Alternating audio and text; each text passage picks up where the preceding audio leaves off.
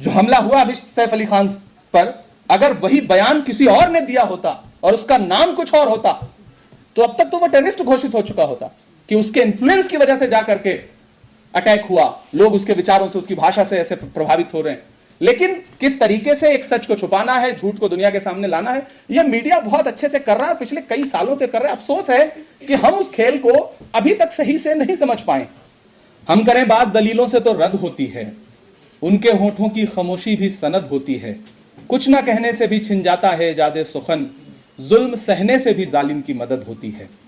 किस तरह से झूठ दुनिया के सामने परोसा जाता है। आप इन दिनों कुछ जो इलेक्ट्रॉनिक चैनल्स हैं, टीवी चैनल्स हैं, उनकी हेडिंग्स उठा के देखिए, उनके थंबनेल उठा के देखिए, तो आपको लगेगा कि ये कब हो रहा है और ये कैसे हो रहा है कि लबों पे झूठा तबस्सुम सजाए बैठे हैं, अंधेरे खौफ उजालों से खाए बैठे हैं, जमाना चांद सितारों की सैर करने लगा, मियां जमीन पे चादर बिछाए बैठे हैं।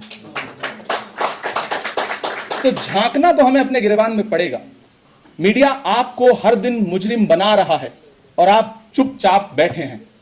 कभी किसी ने कहा था कि शेर जब तक अपनी कहानियां खुद लिखना नहीं शुरू करेंगे, शेर जब तक अपनी कहानियां खुद लिखना नहीं शुरू करेंगे, तब तक शिकारी अपनी कहानियों में खुद को महान बताते रहेंगे। और यह हुआ है। देश के एक बड़े टीवी चैनल से फोन आया कि हम 5 बजे के शो में आपको 1 to 1 आपसे बात करना चाहते हैं। हमने कहा टॉपिक क्या है?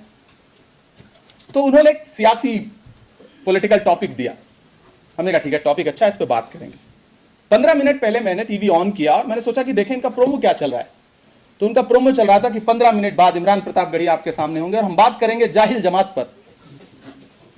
आप मीडिया के खेल को समझिए कि यह सच है, हमने बेचा है अपनी प्रतिभा के नीलम को, बस्ती बस्ती भोजपत्र को, नगरी नगरी सरगम को। लेकिन यह भी सच है, हमने सत्यम शिवम नहीं बेचा है, कवि का कलम नहीं बेचा है, अपना अहम नहीं बेचा है।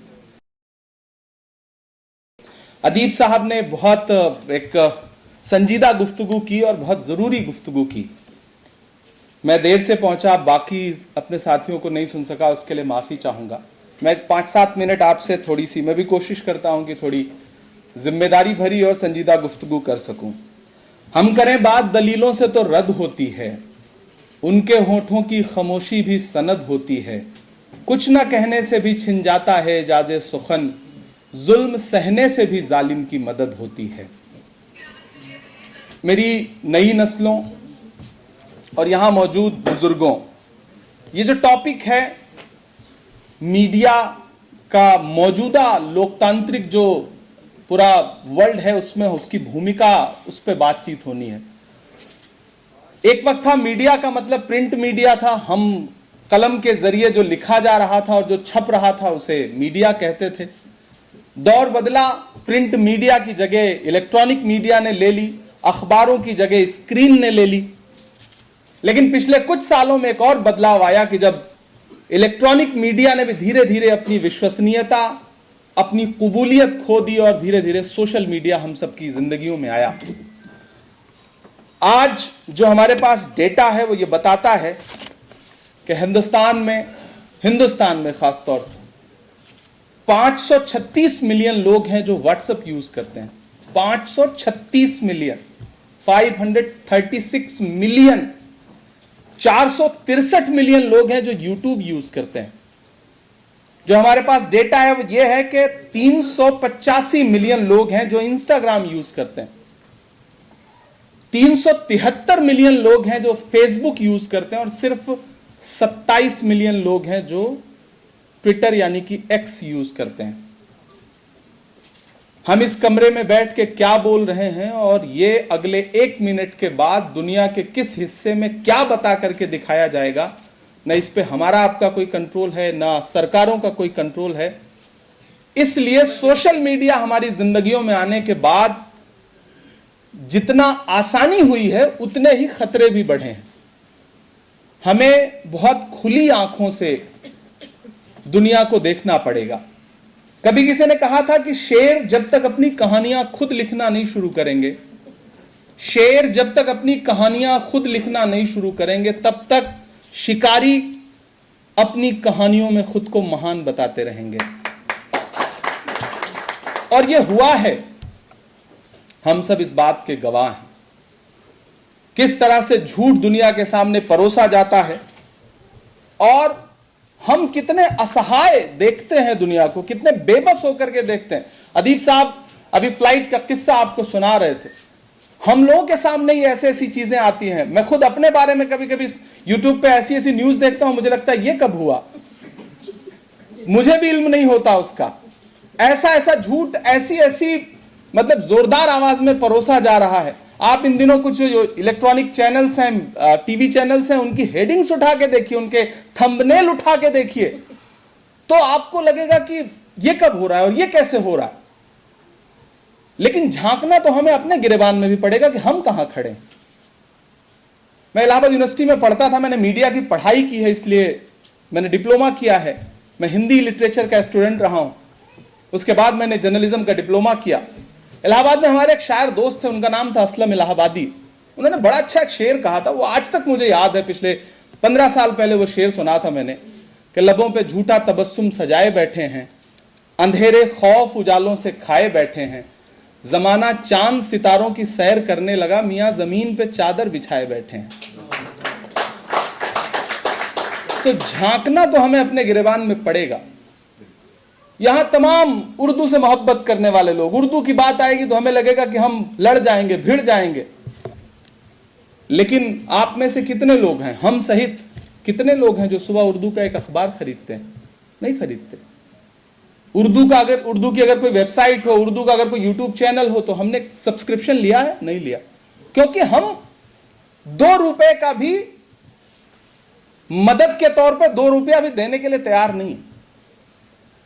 चैनल्स चल कैसे रहे? आज के दौर में किसी भी टीवी चैनल का बिना सरकारी विज्ञापनों के चल पाना इम्पॉसिबल है। जब हजारों हजार करोड़ों करोड़ रुपए सरकारों से विज्ञापन लेगा मीडिया, तो जाहिर सी बात है वो जो गुणगान उसे करना होगा वो करेगा। वो तो पैसे का असर है जो गुणगान कर रहा है, लेकिन जो अंदर भक्ति है, वो पैसा और भक्ति दोनों जब मिल रही है। मुझे याद है कि 2014 में जब देश के प्रधानमंत्री जी पहली बार प्रधानमंत्री बनकर के देश की पार्लियामेंट में पहुंचे थे, तो उन्होंने संसद की सीढ़ियों पर माथा टिकाया था। आप सबने देखा होगा, 2014 की बात है। तब सोशल मीडिया भी इतना ज्यादा हमारी जिंदगियों में नहीं आया था। प्रिंट मीडिया का भी थोड़ा बहुत असर बचा था। जो प्रिंट मीडिया को समझते हैं वो लोग जानते हैं कि जो फ्रंट पेज पे या फिर अंदर के पेजेस पे जो फोटोज छपती हैं, उनका एक कॉलम होता है। उस कॉलम में लाखों कॉपियां छप रही हैं, तो स्याही की क्वांटिटी और उसका खर्च बहुत मायने रखता है। तो मुझे उस दिन याद है कि अमर उजाला ने जब नरेंद्र मोदी जी की वो तस्वीर छापी थी संसद की सीढ़ियों पे सजदा करते हुए, तो फ्रंट पेज पर कॉलम तोड़ के छापी थी, जिसकी कोई जरूरत नहीं थी।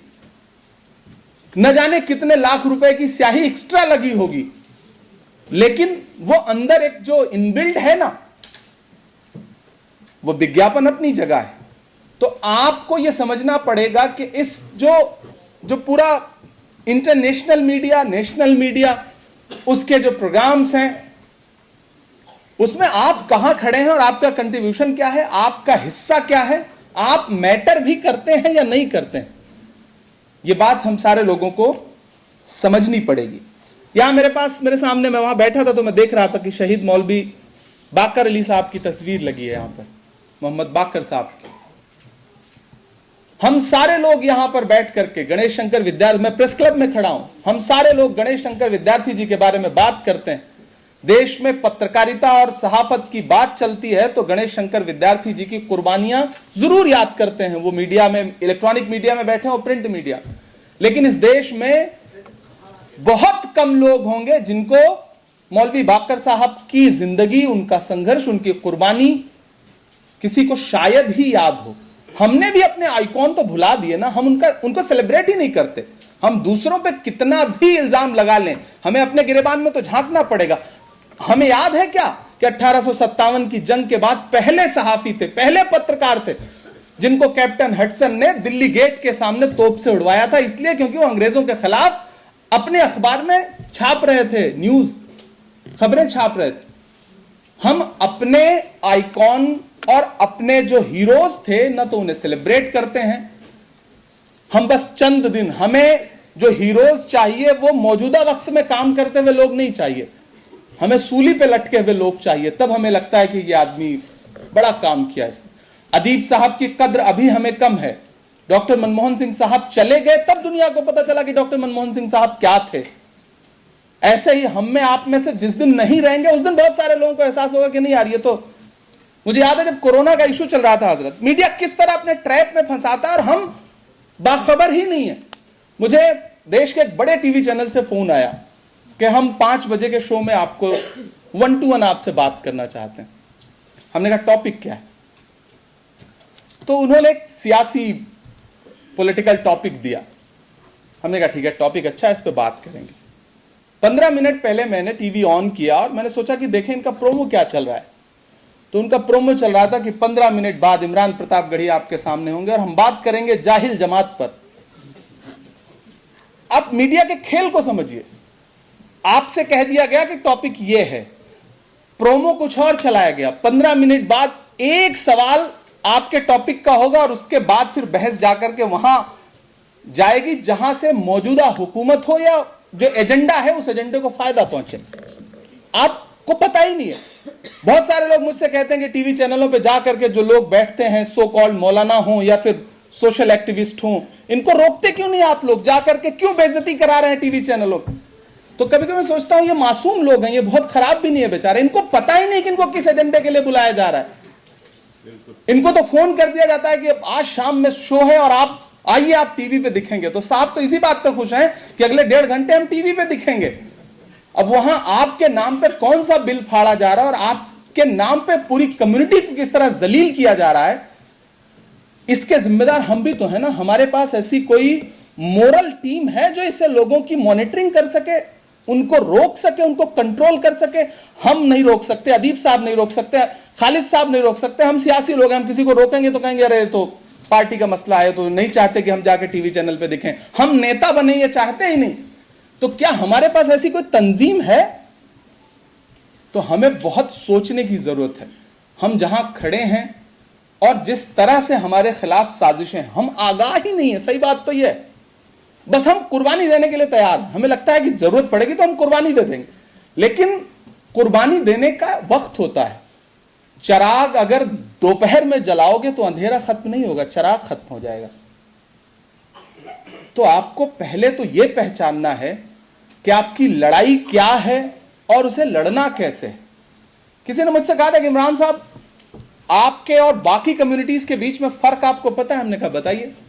बोले बाकी कम्युनिटीज नेता पैदा करती हैं और फिर नेता के हिसाब से चलती हैं। आपकी कम्युनिटी नेता पैदा करती है और चाहती है कि नेता उसके हिसाब से चले। हम सुनने को तैयार नहीं है लोगों को। इल्जाम लेकर के तो हम तैयार खड़े हैं, किसी का भी कैरेक्टर असैसिनेशन करने के लिए हम तैयार बैठे हैं। और मैं सोशल मीडिया के ज्यादातर साथी यहां पे नजर आ रहे हैं। खुदा के लिए सनसनीखेज खबरों से बचिए। आपको क्या लगता है कि लिंचिंग के वीडियोस क्यों प्रसारित किए जाते हैं? एक पूरा तंत्र है जो चाहता है आप डर करके सड़कों पे निकलना बंद कर दीजिए, आप दिखिए मत। ये एक डर का बाजार है जो सजाया जा रहा है और उस डर के बाजार को फैलाने में आप कहीं ना कहीं जरिया बन रहे हैं।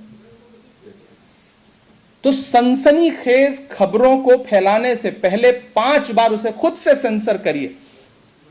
हिंदी के कवि हैं शिवम अंबर, उन्होंने कहा था कि यह सच है हमने बेचा है अपनी प्रतिभा के नीलम को, बस्ती बस्ती भोजपत्र को, नगरी नगरी सरगम को।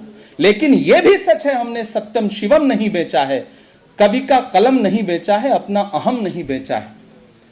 इस दौर में मैं अपने समाज के, खुसूसी तौर पर अपने समाज के जिम्मेदारानों से कहूंगा कि मीडिया हो, सोशल मीडिया हो, अखबार हो, इनको चलाने के लिए पैसे की जरूरत पड़ती है।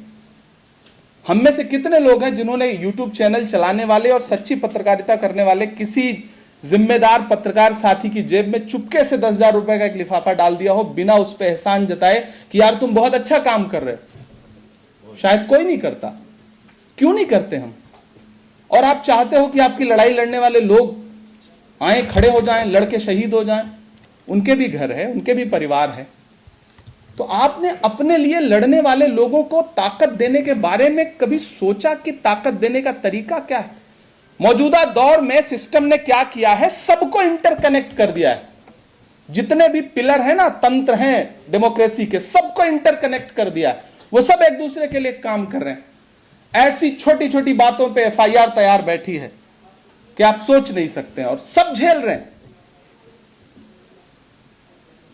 जो हमला हुआ अभी सैफ अली खान पर, अगर वही बयान किसी और ने दिया होता और उसका नाम कुछ और होता, तो अब तक तो वो टेररिस्ट घोषित हो चुका होता, कि उसके इन्फ्लुएंस की वजह से जाकर के अटैक हुआ, लोग उसके विचारों से, उसकी भाषा से ऐसे प्रभावित हो रहे हैं।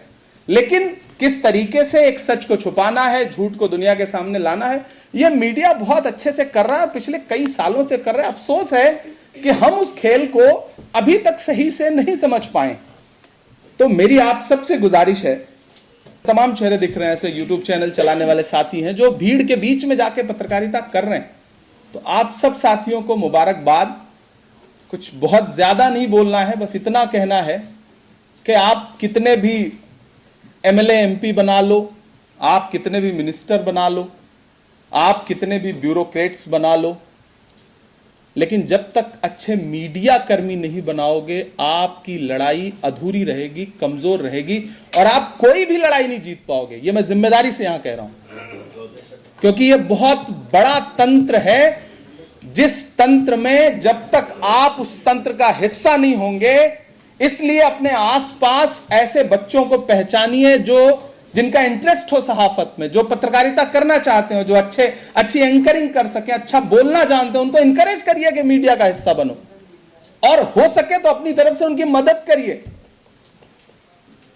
मैं ये बहुत सारे हजारों लाखों लोग सुनेंगे इसको, मैं सबसे अपील करता हूं मिल्लत टाइम्स के इस प्लेटफॉर्म पे खड़े होकर के, कि आपके आसपास गांव में, कस्बों में, छोटे शहरों में, बड़े शहरों में कोई भी ऐसा पत्रकार जो सच्ची पत्रकारिता करता हुआ रत्ती भर भी दिखे, उसकी आर्थिक मदद करिए, क्योंकि उसको मदद की जरूरत है। यह मैं पूरे देश के लोगों से कहना चाहता हूं। भूखे पेट भजन नहीं होता है। जब तक संसाधन नहीं होगा, अच्छा कैमरा नहीं होगा, आप मोबाइल कैमरे से रिकॉर्ड करो, जाहिर सी बात है क्वालिटी अच्छी नहीं आएगी, तो व्यूज कहां आएंगे? जो एचडी से रिकॉर्ड कर रहे हैं, डीएसएलआर से रिकॉर्ड कर रहे हैं, उनके यहां अच्छे व्यूज आएंगे, अच्छा देखा जाएगा, प्रेजेंटेशन अच्छा है, पैकेजिंग अच्छी है उनकी, माल अंदर क्या है वो तो सब जानते हैं, झूठ को भी किस सलीके के साथ परोसा जा रहा है जब पैकेजिंग अच्छी होती है। हिटलर ने कहा था ना, एक झूठ तब तक बोलो जब तक सच ना मान लिया जाए। एक खबर हम खुद, मतलब मैं आज ये बात एतराफ करता हूं कि एक वक्त मीडिया कर्मियों ने, मीडिया ने, टीवी चैनल्स ने ऐसा दिखाया कि दुनिया में कहीं भी कुछ हो रहा है तो एक चेहरा उठाते थे, उसको एक टोपी पहनाते थे, कुर्ता पजामा पहनाते थे, दाढ़ी लगा देते थे और एक फ्रेम बना देते थे। तो हालत यह हो गई थी, सच में मैं ये बात एतराफ कर रहा हूं यहां खड़ा होकर के, मीडिया किस तरह असर करता है कि जब किसी मॉल में, किसी सोशल जगह पे, किसी पार्क में ढेर सारे मदरसे के बच्चे खेलते हुए दिख जाते थे, तो हमें लगता था ये यहां क्या कर रहे हैं। ये मीडिया आपके दिलो दिमाग पे इस तरह असर डालता है, ऐसा फ्रेम किया गया था। तो आप मीडिया के असर को समझिए। मीडिया आपको हर दिन मुजरिम बना रहा है और आप चुपचाप बैठे हैं। कोई लड़ाई नहीं जीत पाएंगे जब तक मीडिया का हिस्सा नहीं बनेंगे। इसलिए आप सबसे गुजारिश है, इस देश में जो भी अच्छा पढ़ रहे हैं, अच्छा लिख रहे हैं, अच्छा बोल रहे हैं, उन्हें यह सलाहियत है कि वो अच्छा कुछ कर सकते हैं, वो एक बार मीडिया का हिस्सा बनने के बारे में जरूर सोचें। मैं आज पढ़ रहा था तो मुझे एक चीजें समझ में आई कि डेमोक्रेसी पे बात हो रही है। डेमोक्रेसी जो हमें मिली है कोई खैरात नहीं है, और इसे बचाने की जिम्मेदारी भी हमारी है। डेमोक्रेसी ऐसी कोई चीज नहीं कि एक बार मिल गई, मतलब सरकारी नौकरी नहीं है कि एक बार मिल गई तो मिल गई, चलती रहेगी, तनख्वाह आती रहेगी। नहीं, इसे आप बिल्कुल प्राइवेट नौकरी की तरह समझिए कि अगर ऑफिस नहीं जाएंगे तो तनख्वाह कटेगी। अगर ध्यान नहीं देंगे, डेमोक्रेसी को बचाने की रोज लड़ाई नहीं लड़ेंगे ना, तो आपके हिस्से से थोड़ा डेमोक्रेटिक वैल्यूज, आपके हुकूक छिनते रहेंगे और नॉर्मल हो जाएगा वो। आपको लगेगा कि ये तो नॉर्मल चीज है। इसलिए आप साथियों से ये गुजारिश है कि इस ड्यूटी को निभाइए, और इस ड्यूटी में डेमोक्रेटिक वैल्यूज बचाने की जो ड्यूटी है, उस ड्यूटी में अच्छी मीडिया को अपने समाज में बचाना भी एक बहुत बड़ी ड्यूटी है। उसे बचाइए। बहुत शुक्रिया अदा करूंगा आप सारे लोगों का कि बहुत अच्छे से आपने इस प्रोग्राम को ऑर्गेनाइज किया, और मुझे खुशी है कि एक बड़ी तादाद में यहाँ पे नई पीढ़ी बैठी है जिसकी आंखों में कुछ ना कुछ नया और बेहतर और इनकलाबी करने की चमक है। मुझे यकीन है कि ये नई पौध आगे बढ़ेगी तो इस जैसी और भी नई पौध तैयार होगी। बहुत सारी मुबारकबाद आप सारे लोगों को। अपने आइकॉन को याद रखिए, मैंने उसी को देख करके ये बात बोली है।